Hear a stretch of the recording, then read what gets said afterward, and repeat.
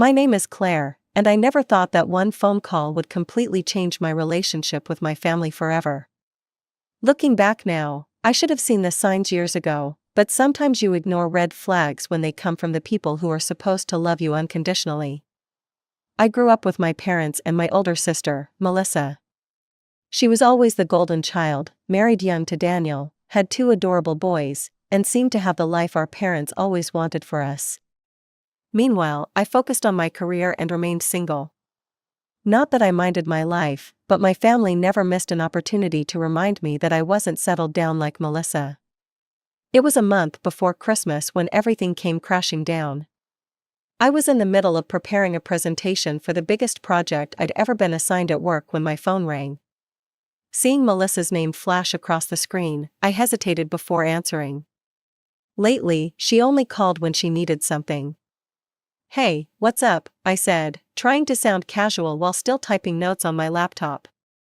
"Claire, thank God you picked up." Melissa's voice had that familiar excited tone that usually meant she wanted a favor. "So, I have amazing news. Daniel and I are going to Europe. We found this incredible vacation package, and we're leaving in 2 days. We'll be gone for 3 weeks, so you'll need to watch the boys." Not a question, not would you be able to or do you have time to. Just a statement, as if my time belonged to her. "Melissa, I can't," I said firmly. "I have this huge project at work. It's going to take up all my time for the next month. I might even have to work weekends." There was silence on the other end, then a scoff. "What do you mean you can't? These are your problems, Claire. You need to give up whatever plans you have because your family needs help now." I felt my blood pressure rising. "No, Melissa, these are your problems. You can't just assume I'll drop everything whenever you want to go on vacation. You should have asked me first, not decided for me." "But you've always watched the boys before," she snapped. "You're just refusing now because you're jealous that Daniel and I are going to Europe." I couldn't believe what I was hearing. "Are you serious right now?" "I'm refusing because I have actual responsibilities at work. I can't risk my career for your spontaneous vacation." "You're single with no kids," she said, her voice dripping with condescension. "What else do you have to do with your time?" This was a line she'd used many times before. According to Melissa, being childless and unmarried meant I had nothing important going on in my life. "That's not fair, and you know it," I said, trying to keep my voice level. "My time is just as valuable as yours. You need to find someone else to watch your kids." "Fine," she yelled, "you've always been selfish. You've never really cared about being an aunt to my boys."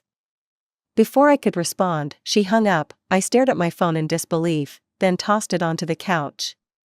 Part of me wanted to call her back, but I knew it wouldn't help.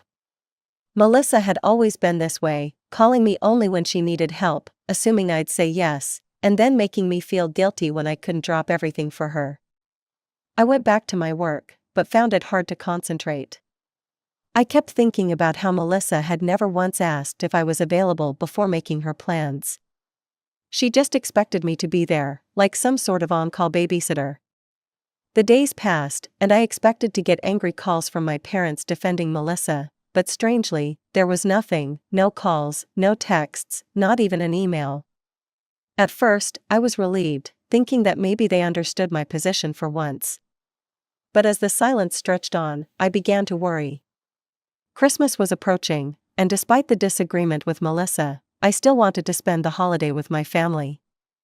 When a week passed with no communication, I decided to take matters into my own hands. I bought gifts for everyone: expensive perfume for Mom, a high-end whiskey for Dad, video games for my nephews, and a designer scarf for Melissa. I even got something for Daniel, a watch I knew he'd been eyeing. I figured that showing up with peace offerings would smooth things over. After all, we were family. We'd had disagreements before, and we always moved past them. The day before Christmas, I drove to my parents' house with the gifts piled in the back seat. I had a key to their place. I'd been using the same one for years, but when I tried to unlock the door, it wouldn't work. I tried again, wiggling the key, but it still wouldn't turn. That's when I realized they had changed the locks. My stomach dropped. Changing the locks was a deliberate act, a message that I wasn't welcome anymore. Still, I took a deep breath and knocked on the door. Maybe there was a reasonable explanation. After a moment, my mother opened the door. Her expression was cold, unwelcoming. "Claire," she said stiffly, "we weren't expecting you today. But since you're here, I suppose you can come in." I stepped inside, carrying the bags of gifts, feeling like a stranger in the home I grew up in. In the living room, I could see everyone gathered around: my father, Melissa, Daniel, and the boys. As soon as Melissa saw me, her eyes narrowed. "Since you've shown up uninvited," she said loudly, "you might as well join us. We were just discussing your behavior." My mother pointed to a chair that had been placed apart from where everyone else was sitting, like some kind of isolation tactic. I set my bags of gifts down and took the seat, feeling all their eyes on me. My parents, Melissa, and Daniel sat across from me, a united front. I felt like I was in a courtroom, about to be sentenced for crimes I didn't even know I'd committed. "Let's get right to it," Melissa said, not wasting any time. "You refused to watch my children, Claire. Do you have any idea what you did to us? We couldn't find a babysitter on such short notice. Our vacation packages were completely burned. We lost thousands of dollars because of you." I opened my mouth to defend myself, but my mother cut in before I could speak. "And that's not all," Mom said, her voice sharp with disappointment. "Last month, I asked you for $1,500 for a new coffee maker, but you only sent $1,000. Do you know what that meant for me? I had to buy a cheap model instead. Meanwhile, Janice from my bridge club bought the expensive one I wanted. Do you know how embarrassed I was? I couldn't believe what I was hearing. I'd sent her $1,000 as a gift, not as some kind of obligation, and here she was complaining it wasn't enough. Then my father leaned forward. "And what about the $500 you shortchanged me? I needed that money for my full course of massage therapy. You know I have a bad back, Claire. But you decided to save money at my expense." I looked at Daniel, hoping he might speak up or at least show some discomfort with this ridiculous intervention, but he remained silent, staring at the floor. Not taking my side, but not actively attacking me either. The silence hung in the air for a moment, and I half expected my little nephews to come running in next with their own list of grievances. This whole thing was absurd. "Are you all serious right now?" I finally said, my voice shaking slightly. I had major expenses last month. My car needed repairs, and I had to pay for a professional certification for work. I'm not obligated to fund your lifestyle choices. I help when I can, but I have my own life, my own plans, my own finances to manage. My mother gasped as if I'd slapped her. Melissa's eyes narrowed dangerously. "So that's how it is," Melissa said slowly, "after everything we've done for you." I wanted to laugh. What exactly had they done for me lately except treat me like an ATM and free childcare? "We don't need your gifts," Melissa spat, gesturing at the bags I'd brought. "And we certainly don't need your money anymore. In fact, we don't need you at all." The room fell silent again, but this time it was heavier, final. "After your disgusting behavior," Melissa continued, "we no longer consider you a member of this family. You should leave, now." I looked at my parents, expecting them to say something, to step in and put a stop to this madness. But they just sat there, their faces stony and unyielding. They were in complete agreement with Melissa. Something broke inside me in that moment. All these years, I'd bent over backward to help them, to be there whenever they needed me, and this was how they repaid me, with contempt and entitlement. Without a word, I stood up, gathered my bags of gifts, and walked out. I didn't argue. I didn't cry. I just left, my anger and disappointment fueling every step. The drive home was a blur. My mind raced with all the things I should have said, all the ways they had taken advantage of me over the years. By the time I reached my apartment, I was seething. I dropped the bags of gifts in a corner of my living room and sat down at my kitchen table, trying to make sense of what had just happened. As my emotions settled from boiling rage to a simmer, I began to analyze the situation more clearly. Melissa was clearly the instigator. She had manipulated our parents, turning them against me because I'd ruined her vacation plans. This was her revenge. And then other memories started flooding in. How Melissa was always complaining about not having enough money, yet somehow managed to buy new clothes every month. How she criticized my life choices while constantly asking for handouts. How my parents always took her side, no matter what. For the last 5 years, I'd been transferring $1,000 a month to my parents for their utilities and other expenses. Whenever they needed extra, like for dad's massage therapy or mom's household gadgets, I'd send it without question. I'd paid for Melissa's car repairs twice this year alone. And when I couldn't send extra money last month because I had my own expenses, they acted like I'd betrayed them. I pulled out my laptop and logged into my online banking. Without hesitation, I disabled the automatic monthly payment to my parents. If they didn't consider me family anymore, then I was under no obligation to support them financially. But as I sat there, staring at the confirmation screen, I realized that stopping the payments wasn't enough. Melissa had humiliated me, turned my parents against me, and for what? Because I couldn't babysit her kids on short notice? That's when I remembered the videos. 6 months ago, I'd installed a hidden camera near my front door after someone had been stealing my food deliveries. What Melissa didn't know was that I'd seen her using my apartment for her affairs. I often traveled for work, and I'd given Melissa a key to check on my place while I was gone. But instead of just watering my plants, she'd been bringing her lovers to my apartment. I'd discovered this by accident when reviewing the security footage, but I'd never confronted her about it. I figured it was her life, her choices, even if I didn't approve. But now all bets were off. I spent the entire evening going through the cloud storage where my security footage was saved. What I found was even worse than I remembered. Over the past 6 months, Melissa had brought at least 4 different men to my apartment. The camera had captured them at my front door, kissing and hugging before they went inside. It made my stomach turn to think about what they'd been doing in my home, probably in my bed. For hours, I carefully edited the footage, creating a compilation that clearly showed Melissa with her various lovers. I made sure each man's face was clearly visible, along with the dates and times. My hands trembled slightly as I transferred the video to a flash drive, but I didn't hesitate.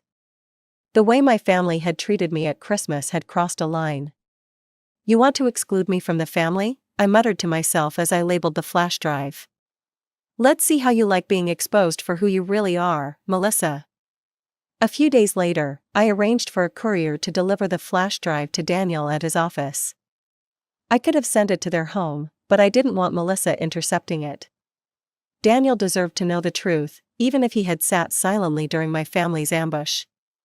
I went back to work, throwing myself into my project to distract from the storm I knew was coming. It didn't take long. The very next day, my phone exploded with notifications. Melissa had sent a barrage of texts and voice messages. I listened to the first voice message, and Melissa's hysterical voice filled my apartment. "You psychotic bastard. You've ruined my entire life. Who spies on people like that? You're a pervert, Claire, a pervert."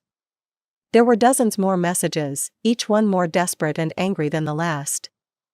I didn't respond to any of them. I wanted her to stew in her own mess for a while. Finally, when the messages slowed down, I called her back. "How could you do this to me?" Melissa sobbed when she answered. "The camera was set up to catch thieves stealing my packages," I said calmly. "Not my fault you decided to parade your affairs in front of it." "Daniel's threatening to divorce me," she wailed. "That sounds like a you problem, not a me problem," I replied, echoing her own words back to her. "You chose to cheat on your husband, you chose to use my apartment to do it. And you chose to exclude me from the family and humiliate me. Now you're facing the consequences. I'm going to tell everyone what you did," she threatened. "Go ahead, tell them how you cheated on your husband multiple times and got caught. I'm sure that'll go over well." I hung up before she could respond. I knew I wasn't taking the high road here, but after years of being taken advantage of, something in me had snapped. For once, I wanted Melissa to experience the consequences of her actions. My mother called next, as expected. "What have you done?" she demanded, her voice shrill with anger. "You've ruined your sister's marriage." "No, Mom," I replied firmly.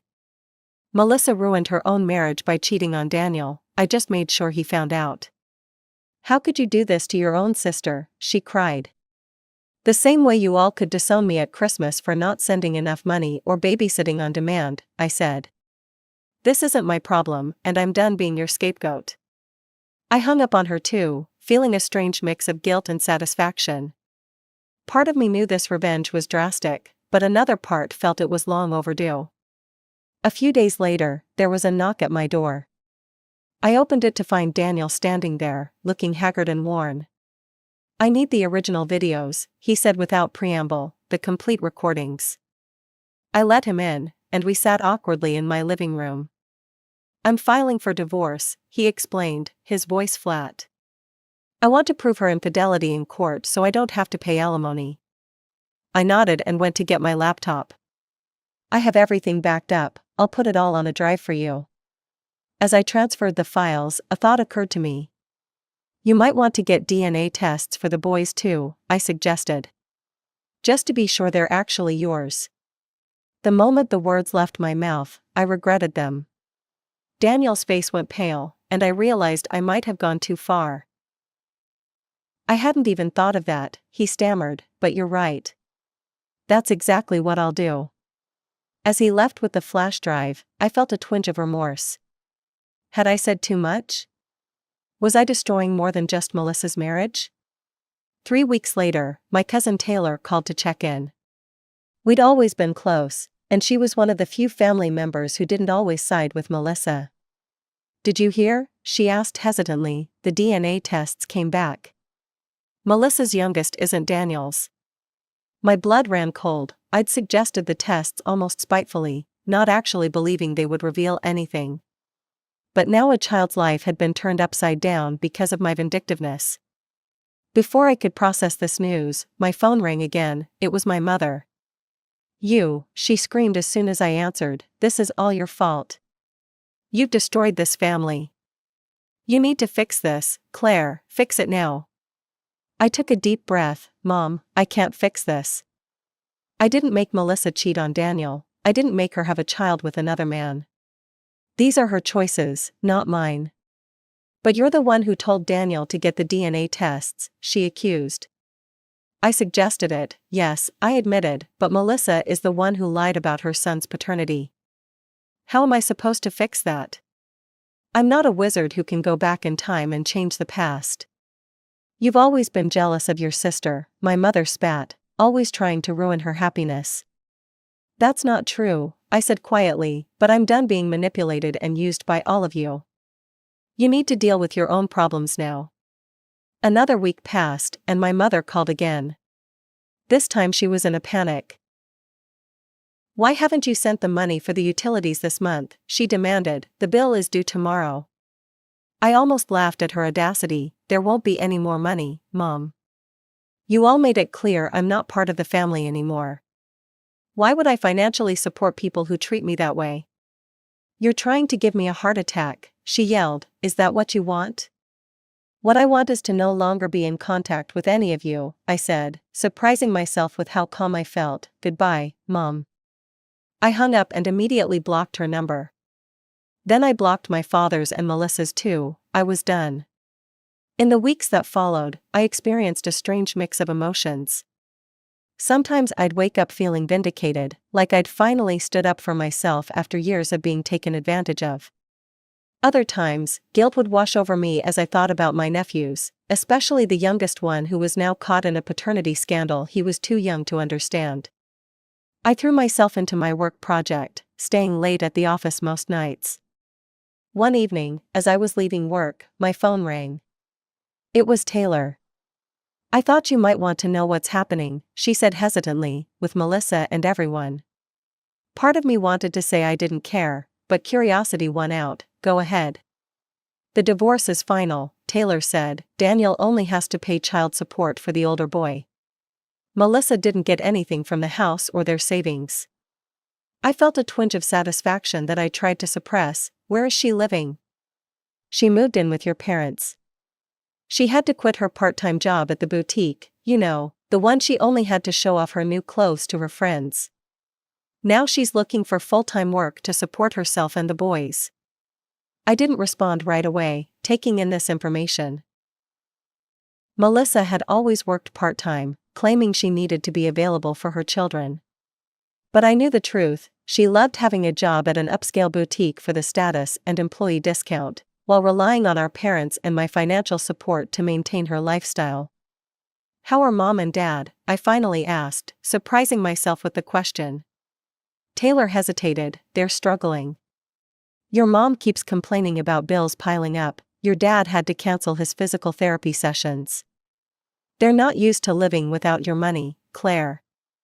That's not my problem, I said firmly, though I felt a pang of guilt. They made their choice when they sided with Melissa. I know, Taylor replied softly. I'm not saying you should help them. I just thought you should know. After we hung up, I sat in my car for a long time, thinking about everything that had happened. Had I gone too far?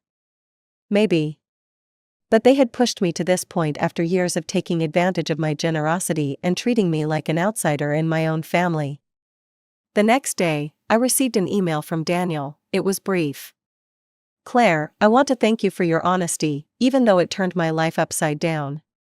The truth hurts, but living a lie is worse. I'm moving to Seattle for a fresh start. I hope you find peace with your family someday, but don't let them walk all over you again. You deserve better, Daniel. His words hit me hard. I hadn't expected gratitude from him, especially after I'd suggested the DNA test that revealed such a painful truth. But he was right about one thing: living a lie is worse than facing a difficult truth. Over the next few months, I occasionally heard updates about my family through Taylor. My mother had found a part-time job at a local grocery store, her first job in over 20 years. My father had started driving for a rideshare company on weekends. Melissa was working as a receptionist at a dental office and had moved into a small apartment with her boys. They were struggling, but they were surviving without my financial support. Part of me felt guilty for cutting them off so abruptly, but another part knew it was necessary, not just for me, but for them too. They needed to learn that they couldn't manipulate and use people without consequences. Sometimes I wondered if I should reach out, try to rebuild some kind of relationship. But whenever I considered it, I remembered Christmas Day, sitting alone across from them as they listed their grievances against me. I remembered years of being treated like an ATM rather than a daughter or sister. I remembered Melissa's cruel words, "We no longer consider you a member of this family." 6 months after everything fell apart, I ran into my mother at the supermarket. I almost didn't recognize her. She looked older, more tired than I remembered. For a moment, we just stared at each other across the produce section. Then she turned and walked away without a word. That night, I cried for the first time since everything had happened. I cried for the family I thought I had, for the relationships that had been revealed as transactional rather than loving. I cried for my nephews, innocent victims in all of this. And I cried for myself, for the years I'd spent trying to buy my family's love, never realizing it wasn't for sale. The following week, I received a letter in the mail from Melissa. I almost threw it away unopened, but curiosity got the better of me. Claire, she'd written, I won't apologize for what you did to me and my children. But I will say that I understand why you did it. I took advantage of you for years. We all did. I'm not asking for forgiveness or money. I just wanted you to know that I'm making it on my own now, and in a strange way, I have you to thank for that. Maybe someday we can talk again, but I understand if that day never comes. I folded the letter and put it away in my desk drawer. I didn't respond, but I didn't throw it away either. Spring turned to summer, then fall, and before I knew it, another Christmas was approaching. Taylor invited me to spend the holiday with her family, and I accepted gratefully. As we sat around her tree on Christmas Eve, her young daughter asked me if I missed my mommy and daddy. Yes, I said honestly, I miss who I thought they were. Taylor squeezed my hand in understanding. Do I regret what I did? Sometimes. There were probably better ways to handle the situation, less destructive paths I could have taken. But I don't regret standing up for myself, setting boundaries, and refusing to be used any longer. My family and I don't speak anymore. Maybe we never will again. But I found a kind of peace in that acceptance. I've learned that sometimes the healthiest thing you can do is walk away from toxic relationships, even when those relationships are with the people who are supposed to love you most. The hardest lesson I've learned through all of this is that family isn't just about blood, it's about respect, support, and genuine care. My parents and sister may have been my blood relatives, but they weren't acting like family. And while I may have reacted in ways I'm not entirely proud of, I finally recognized my own worth.